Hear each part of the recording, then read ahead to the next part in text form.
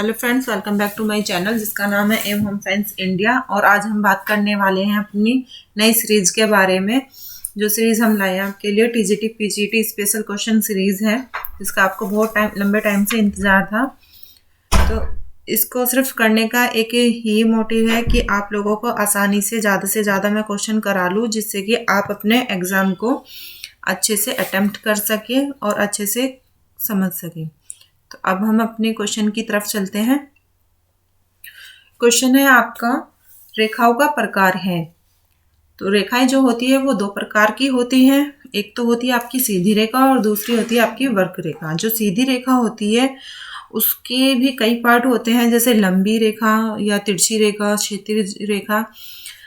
और जो आपकी वक्र रेखा होती है उसके भी कई पार्ट होते हैं, जैसे टेढ़ी मेढ़ी रेखा, वक्र रेखा, दबाव वाली रेखा। तो इन्हीं रेखाओं के प्रकार में से आपसे सीधा सीधा क्वेश्चन पूछा गया है कि रेखाओं का प्रकार है, तो रेखाओं का कौन सा प्रकार होता है कौन सा नहीं होता, ये आपको पता होना चाहिए। जैसे आपको दिया हुआ है लंबवत, वर्त, कुरकुरा या नुकीला। तो इसमें जो आपका वर्क है, वर्क तो नहीं होता, नहीं कुरकुरा होता है और नहीं नुकीला होता है। जो आपका प्रकार होता है वो कौन सा होता है? लंबवत होता है। ठीक है। सेकंड आपका क्वेश्चन है, अच्छे डिजाइन की विशेषता नहीं है। यानी क्या यहाँ पे डिजाइन की विशेषताओं के बारे में आपसे क्वेश्चन किया गया है। डिजाइन सुंदर होना चाहिए, डिजाइन जटिल होना चाहिए, डिजाइन स्वदेशी होना चाहिए या डिजाइन आरामदायक होना चाहिए। यहाँ पे आपसे नहीं के बारे में पूछा गया है, तो आप अपना क्वेश्चन को नहीं को ध्यान में रखते हुए इसका आंसर देंगे। जो आपका डिजाइन होता है वो सरल भी, सुंदर भी होना चाहिए, सरल भी होना चाहिए और डिजाइन का आपका उद्देश्य भी होना चाहिए और डिजाइन ऐसा होना चाहिए जो आरामदायक हो। लेकिन इसमें जो आपका बी ऑप्शन है उसमें आपको ऑप्शन दिया गया है कि डिजाइन जटिल होना चाहिए। जटिल डिजाइन नहीं होना चाहिए। अगर कोई भी डिजाइन जटिल होगा तो उससे क्या होगा, आप उसे बना भी नहीं पाओगे, उसे समझ नहीं पाओगे। ठीक है। तो डिजाइन सरल होना चाहिए। तो इसका जो बी ऑप्शन है वो भी एकदम सही है। नीचे हम बात करते हैं थर्ड क्वेश्चन की।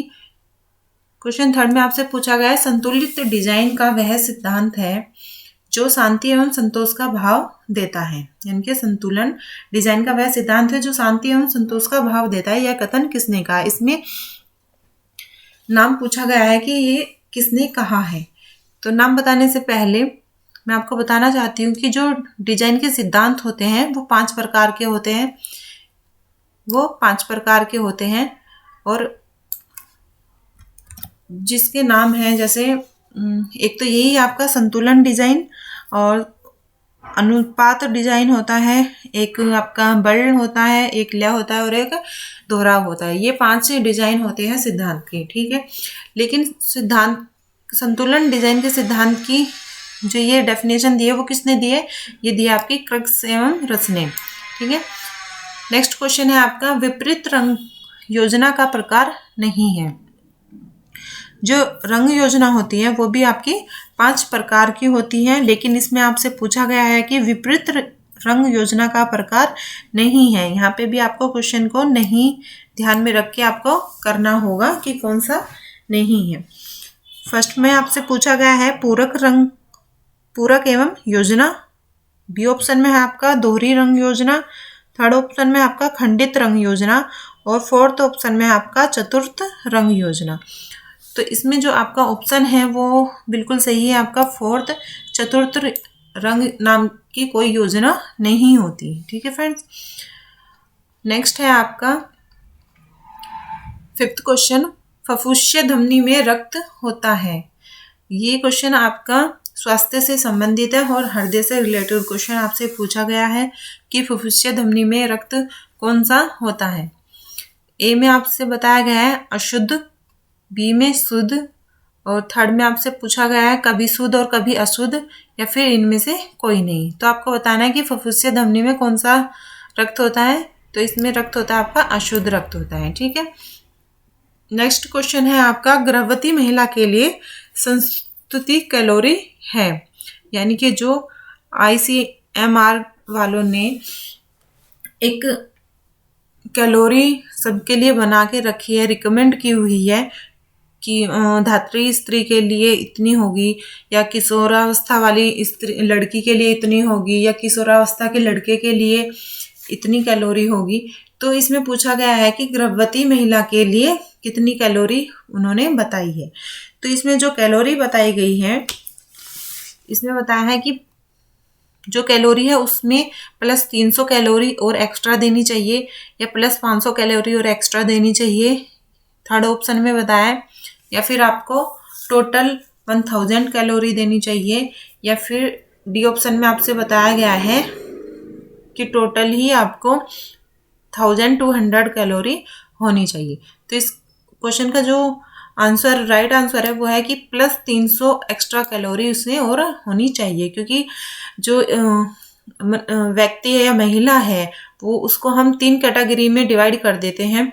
3 कैटेगरी में डिवाइड करने का आपको मतलब है जैसे निम्न वर्ग की, या मध्यम वर्ग की, या उच्च वर्ग की। निम्न वर्ग की यानी कि जो मजदूर वर्ग है या हल्का कार्य करती है, मध्यम वर्ग की जो थोड़ा भारी कार्य करती है, बैठने का कार्य करती है, और थर्ड है आपका उच्च वर्ग की, यानी कि वो ज़्यादा भारी कार्य करती है, ठीक है। या फिर आपको निम्न वर्ग से संबंधित जिसकी जो इनकम होती है वो कम है, या जिसकी इनकम थोड़ी ज़्यादा है, या जिसकी इनकम बहुत ज़्यादा है, इससे भी संबंध रखता है।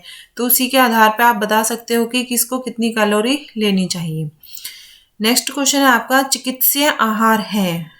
चिकित्सीय आहार कौन सा आहार होता है, ये इससे पूछा गया है। तो ऑप्शन है आपका तरल आहार, मुलायम आहार, सादा आहार, या ये सभी। तो इसमें बताऊंगी कि जो चिकित्सीय आहार होता है उसका मतलब होता है कि जब आपको किसी डॉक्टर यानी कि चिकित्सक की आप निगरानी में होते हो, आपको कुछ हुआ है यानी कि फीवर हुआ है, या आपको सीजियर हुआ है, या आपको कोई बीमारी हुई है, कि उसके बाद आपको क्या खाना चाहिए, या उस समय आपको क्या खाना चाहिए जब आपको कोई बीमारी हुई है। तो इसमें आपके तीनों ही ऑप्शंस बिल्कुल ठीक है, क्योंकि आपको अगर ऑपरेशन हुआ है तो बिल्कुल मुलायम और तरल आहार आपको दिया जाता है। अगर आपको कोई फीवर वगैरह हुआ है या खांसी हुई है तो उसमें भी आपको बिल्कुल सादा खाना दिया जाता है। बिल्कुल डाइट एकदम नॉर्मल डाइट होती है, बिल्कुल चटपटा नहीं होता। तो इसका जो ऑप्शन डी है वो आपको बिल्कुल राइट है, ठीक है फ्रेंड। तो अब नेक्स्ट क्वेश्चन है इसमें आपका क्वेश्चन 8, पोषक तत्वों का धारक अधिक होता है। पोषक तत्वों का धारण अधिक होता है, तो ये धारण किसमें अधिक होता है? दबाव द्वारा पकाने यानी कि प्रेशर कुकर से, नेक्स्ट है आपका भूनने से, नेक्स्ट है उबालने से, या फिर नेक्स्ट तलने से। यानी कि इसमें आपसे पूछा गया है कि किन तत्वों को अधिक धारण होता है। तो किससे होता है ये? आपका होता है ऑप्शन ए, दबाव द्वारा पकाने से। अगर आप दबाव द्वारा पकाएंगे तो आपके जो पोषक तत्व हैं वो बचे रहेंगे, वो खत्म नहीं होंगे।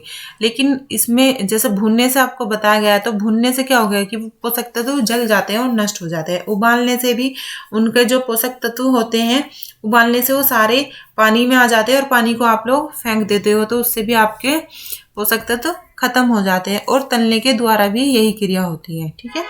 तो नेक्स्ट क्वेश्चन है आपका टैगलोक ऊन है।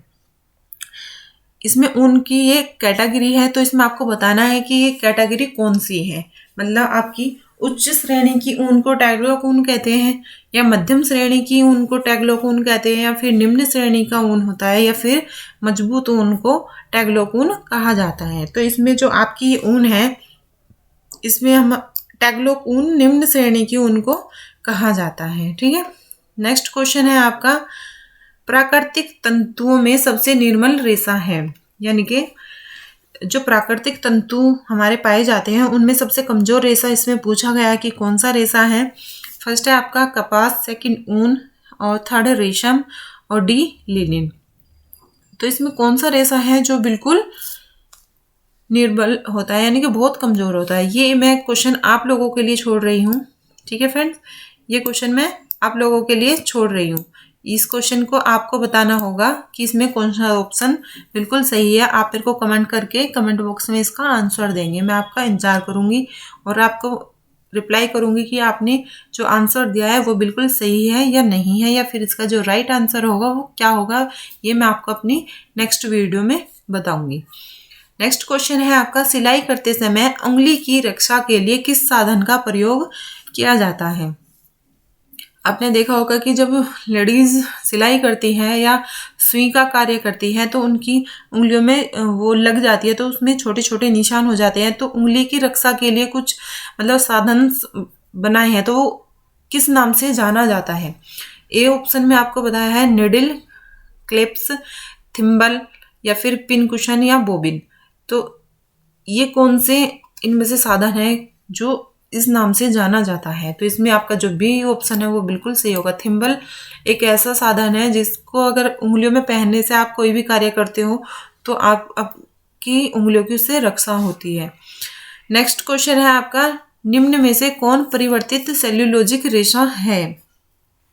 इसमें आपको बताना होगा कि कौन सा रेशा आपका सेल्यूलोजिक रेशा है जिसको हमने मतलब परिवर्तित करके वो रेशा बनाया है। पहले उससे हम कोई दूसरा रेशा बनाते हैं लेकिन उसको थोड़ा चेंज करके हमने फिर उससे दूसरा नया रेशा बनाया है। ऐसा रेशा कौन सा है। तो एसीटेट रेशा है या एक्रोलाइक रेशा है, रेयन है या फिर नायलॉन है। इसमें जो आपका राइट आंसर है वो कौन सा होगा। इसमें राइट आंसर आपका बिल्कुल सी आपका राइट आंसर होगा। नेक्स्ट क्वेश्चन है आपका, निम्नलिखित में से कौन विकास का नियम नहीं है। देखो फ्रेंड्स, तो जो क्वेश्चंस आते हैं उसको बिल्कुल ध्यान से पढ़ना है और यहाँ पे आपको पहले से ही उसको इस तरीके से मार्क कर लेना है कि इसमें आपको नहीं क्वेश्चन पूछा गया है। इसमें ऑप्शन आपका ए है, विकास अवस्थाओं की ओर अग्रसर होता है, विकास सामान्य से विशिष्ट की ओर होता है, विकास एक निश्चित क्रम से नहीं होता है, विकास के प्रतिमानों की भविष्यवाणी की जा सकती है। तो आपको इसमें बताना होगा कि इसमें कौन सा क्वेश्चन राइट है। वैसे आपको पढ़ने से पता चल रहा होगा कि इसमें कौन सा आंसर आपका राइट जाने वाला है, क्योंकि कोई भी जो अवस्थाएं होती है वो एक के बाद एक होती है और पहले नॉर्मल अवस्था से बच्चा बड़ी बड़ी चीज़ों को करना शुरू करता है। यानी कि पहले अब वो अपना फिंगर हिलाता है, फिर पूरा पंजा हिलाना शुरू करता है हाथ का, फिर वो पूरा हाथ हिलाना शुरू करता है। तो इससे कहते हैं कि जो विकास हो रहा है वो एक निश्चित क्रम में हो रहा है। ऐसा नहीं है कि कभी भी वो पूरा हाथ घुमा रहा है और फिर उंगली घुमा रहा है, फिर वो अपना मतलब पंजा घुमा रहा है, हाथ का पंजा घुमा रहा है, ऐसा नहीं हो। ठीक है, तो इसी तरीके से होता है कि बच्चा पहले उठना सीखता है, बैठना सीखता है, फिर वो अपने घुटनों के द्वारा चलना सीखता है और फिर खड़े होकर चलना सीखता है। एकदम तो बच्चा खड़े होकर नहीं चलना सीखता और फिर बैठता है। इस तरीके से उल्टा सीधा तो कोई क्रम नहीं होता। तो इसमें आपका जो सी ऑप्शन है वो बिल्कुल सही है। नेक्स्ट है आपका, बाल मृत्यु दर कम करने का उपाय है।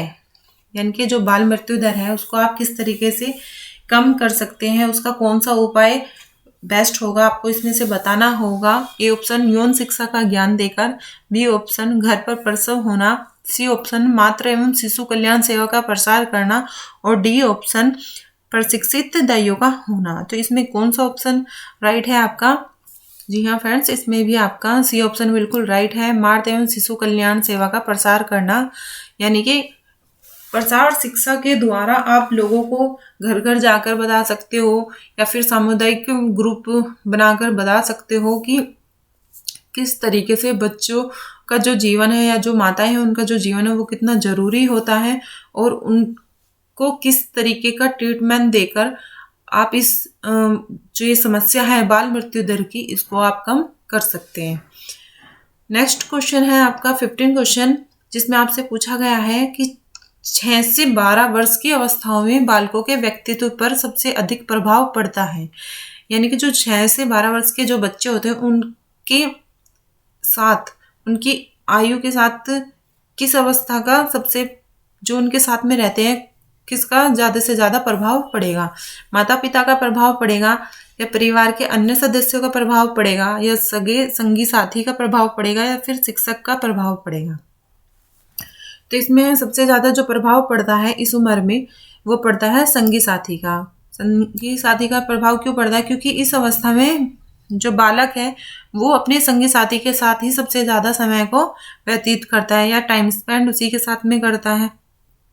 माता पिता, क्योंकि बच्चा इस एज में स्कूल में जाना शुरू कर देता है और स्कूल में जाने के बाद टीचर्स तो सिर्फ क्लास में आएगा और पढ़ाकर चला जाएगा, लेकिन वो पूरा टाइम अपने फ्रेंड्स के साथ रहता है, खेलता अपने फ्रेंड्स के साथ है, स्कूल अपने फ्रेंड्स के साथ में आता है, तो इसका जो प्रभाव पड़ेगा वो संगी साथी का पड़ेगा।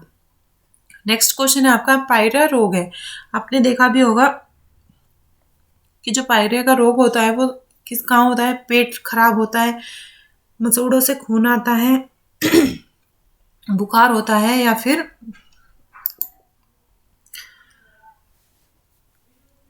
पैरों में दर्द होता है। तो इसमें जो आपका ऑप्शन है, ऑप्शन बी इसमें बिल्कुल सही है। बी, मसूड़ों से इसमें खून आना शुरू हो जाता है और आपके दांत बिल्कुल खराब हो जाते हैं। नेक्स्ट है इसमें आपका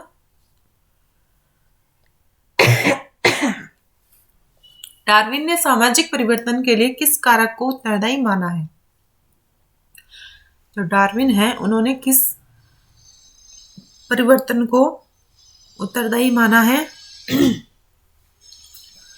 इसमें माना है आपका ऑप्शन के अकॉर्डिंग जनसंख्यात्मक या भौगोलिक या फिर प्रौद्योगिक या फिर जैविक।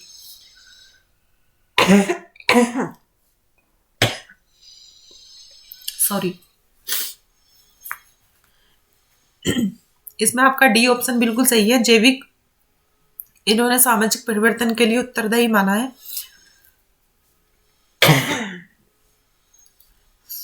नेक्स्ट है आपका मानव विज्ञान का जल का प्रतिशत होता है, यानी कि मानव जो मनुष्य है उसके शरीर में जल का कितना प्रतिशत होता है?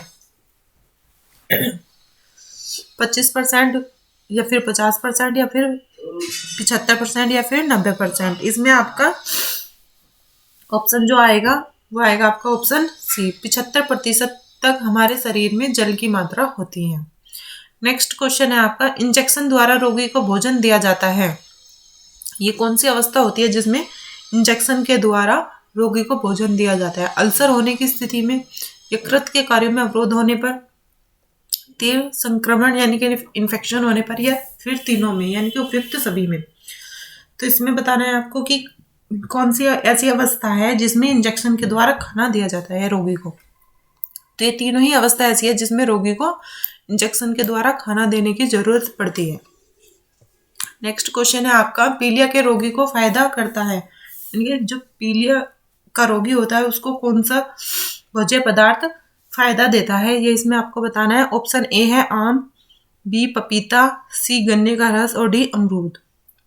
तो इसमें जो आपका ऑप्शन सी है गन्ने का रस पीलिया के रोगी के लिए फायदेमंद होता है। ठीक है, प्लाज्मा में पाई जाने वाली प्रोटीन है, प्लाज्मा में जो प्रोटीन पाई जाती है उनके नाम दिए गए हैं कि कौन सी प्रोटीन पाई जाती है, ये आपको बताना है। इसमें नाम दिए गए हैं ऑप्शन ए ग्लोब्यूलिन, फाइब्रोजन या एल्ब्यूमिन या फिर सभी।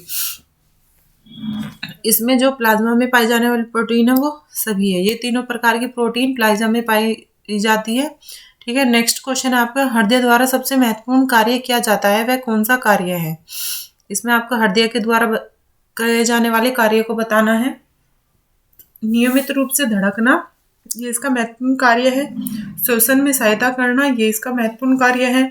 या फिर शुद्ध रक्त को शरीर के सभी भागों में पहुंचाना तथा अशुद्ध रक्त को फेफड़ों में पहुंचाना, या फिर पोषक तत्वों को संचित करना, ये इसका आवश्यक कार्य है। तो इसमें आपको बताना है कि आवश्यक कार्य कौन सा है, और जिसका आवश्यक कार्य है सबसे ज्यादा वो यही है कि शुद्ध रक्त को शरीर के सभी भागों में पहुंचाना तथा अशुद्ध रक्त को फेफड़ों में पहुंचाना।